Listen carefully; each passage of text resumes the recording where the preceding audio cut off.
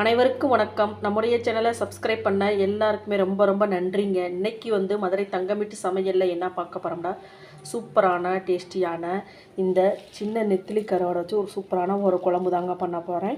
இன்றைக்கி வந்து இந்த கருவாட்டு குழம்பு வந்து தேங்காய் அரைச்சி ஊற்றி வைக்க போகிறேங்க. திருநெல்வேலி, தூத்துக்குடி சைடெலாம் தேங்காய் அரைச்சி ஊற்றுவாங்க.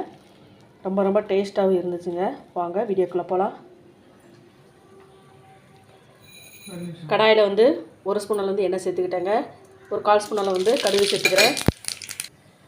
கடுகு பாருங்கள் நல்லா பொரிஞ்சிருச்சு. இப்போ வந்து ஒரு 20 சின்ன வெங்காயம் வந்து பொடிசாக கட் பண்ணி வச்சுக்கோங்க, அதையும் சேர்த்துக்கிறேன். இந்த சைடு வந்து வெங்காயம் வந்து வதங்கி வரட்டுங்க. ஆல்ரெடி வந்து சுடுதண்ணி வந்து நான் வந்து காய வச்சிட்டேன். ஒரு தடவை வந்து இந்த சுடுதண்ணில் வந்து இந்த கருவாடை போட்டுருவோம். அப்போ வந்து உப்பு இருந்துச்சுன்னா இந்த சுடுதண்ணிலே நல்லா கரைஞ்சிருங்க. வெங்காயம் வந்து லைட்டாக வதங்கினோடனே பூண்டும் பச்சை மிளகாவும் சேர்த்துக்கிறேங்க.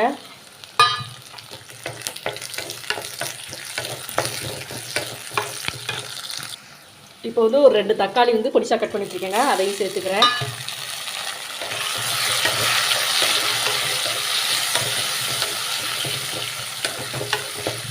தக்காளி வந்து அந்த எண்ணெயிலே நல்லா வதங்கட்டுங்க. இப்போ வந்து கொஞ்சமாக வந்து கல் உப்பு சேர்த்துக்கிறேங்க, ஏன்னா கருவாட்டில் இருக்கும். அப்புறம் கூட்டி வச்ச பின்னாடி உப்பு எல்லாம் பார்த்துக்கோங்க. தக்காளி எல்லாமே நல்லா வதங்கிருச்சுங்க. இப்போ வீட்டில் அரைச்ச குழம்பு மிளகாய்த்தூள் வந்து காரத்துக்கு தேவையான அளவு ஒரு 1.5 ஸ்பூன் அளவுக்கு சேர்த்துக்கிறேங்க.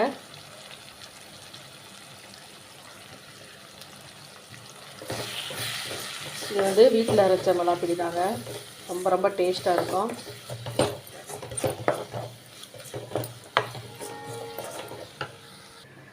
இது வந்து வீட்டில் அரைச்ச மிளகாப்பொடி தாங்க. இது வந்து ஒரு செட்டு வாங்கி அரைச்சோம்னா, அது மதுரைக்காரங்களுக்கு தான் தெரியும், ஒரு செட்டு வாங்கி அரைச்சோம்னா கரெக்டாக 3 மாதம் 4 மாதம் வருங்க. ரொம்ப டேஸ்ட்டாக இருக்கும். சப்போஸ் வேணுன்றவங்க வந்து கமெண்ட்ஸ் பாக்ஸில் வந்து கமெண்ட் பண்ணுங்கள். பாருங்கள், எண்ணெயிலேயே வந்து நல்லா வதக்கியாச்சுங்க.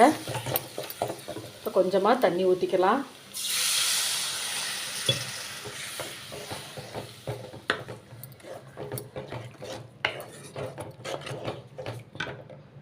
பாருங்கள், அப்படியே தளர்ந்து அப்படியே எண்ணெய் வந்து மேலே வந்து பிரிஞ்சு வந்துடுச்சு பாருங்கள். இப்போ வந்து புளி தண்ணியை சேர்த்துக்கிறேன்.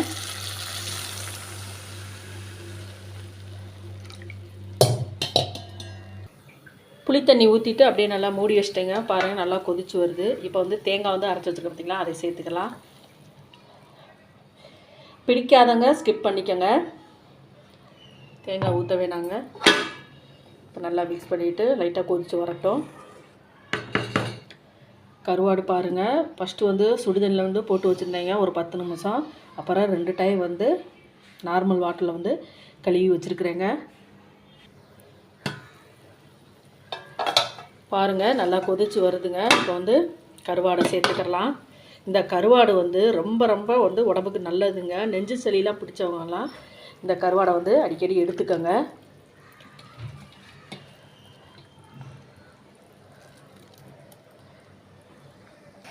பாருங்கள், கருவாட்டு குழம்பு வந்து ரெடி ஆகிடுச்சுங்க. இப்போ வந்து ஸ்டவ் ஆஃப் பண்ணிடுறேன்.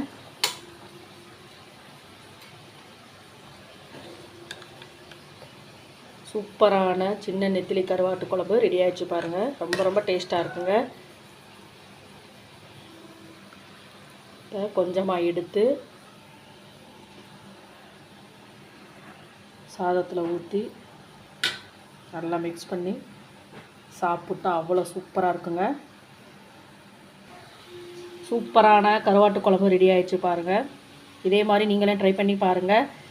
ப்ளீஸ் நம்ம சேனலை பார்க்குறவங்க நம்ம சேனலுக்கு ஆதரவு கொடுங்க. லைக் பண்ணுங்கள், ஷேர் பண்ணுங்கள், கமெண்ட் பண்ணுங்கள், சப்ஸ்கிரைப் பண்ணுங்கள். மறக்காமல் பெல் பட்டனை கிளிக் பண்ணுங்கள். நன்றி, வணக்கம்.